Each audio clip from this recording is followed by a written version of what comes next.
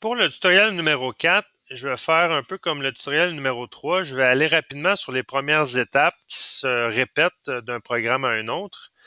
Alors, on a ce projet-là ici à faire. On a le MOS qui est associé à ce projet-là aussi.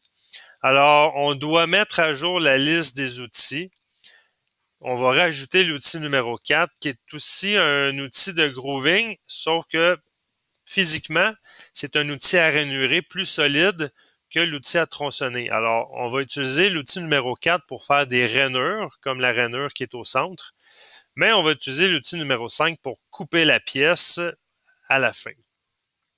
Alors, on va ouvrir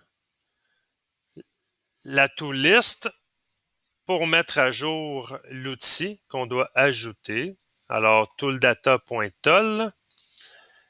Je vais aller sur la page numéro 1 et on va rajouter l'outil en question, le numéro 4. Alors ici, j'écris 4, Enter une fois, Enter deux fois. Et c'est un outil de groove, out, extérieur.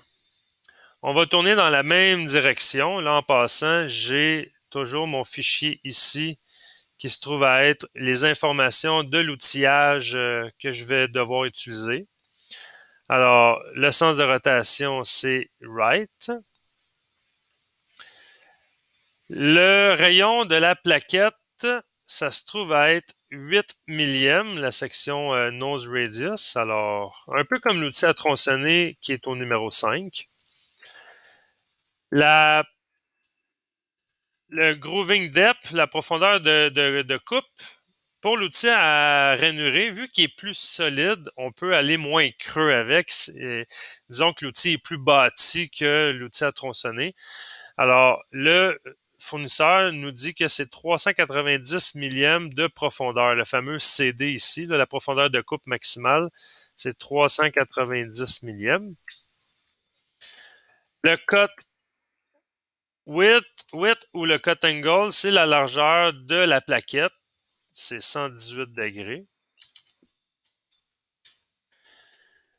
On n'écrit rien à holder. Le width, c'est la même largeur que la plaquette. En fait, c'est ce qui tient la plaquette. Le holder, il fait 118 degrés.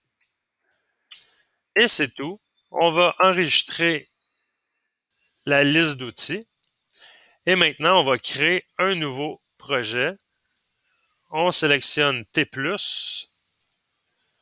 On va enregistrer notre projet qu'on va renommer tutoriel 4. On va charger la liste des outils. Alors, load tool file. On répond OK. Et on va aller chercher notre liste tooldata. Tooldata.tol. Et je vais regarder le MOS pour programmer la première ligne. Alors, j'ai oublié, c'est vrai. On va aller changer le numéro du programme. Work number, c'est 6708. 6708. Et le nom du programme, c'est Terzo. Terzo, comme ça ici. Et on fait enregistrer. On va y aller. Matériel, c'est de l'aluminium. Le diamètre brut, c'est 1,5 pouce. Il n'y a pas de diamètre intérieur. La longueur de la pièce, on va mettre 5 pouces. Le RPM maximal, 3500. La surépaisseur sur les diamètres, 15 millièmes. Sur les épaulements, 3 millièmes. L'épaisseur du dressage, 20 millièmes. On va activer le colon M8.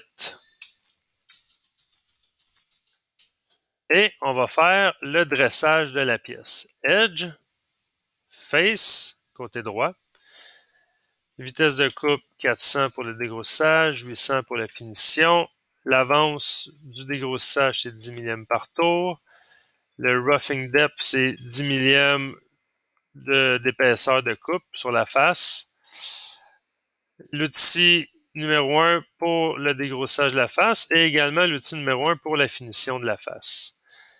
Le point de départ en X, ça se trouve à être, si je m'en vais sur mon plan ici, ben, j'ai mon diamètre à 1,5 pouce. Alors, c'est 1,5 pouce diamètre de départ en X. Le Z, c'est par rapport à mon 20 millième du workface, 20 millième.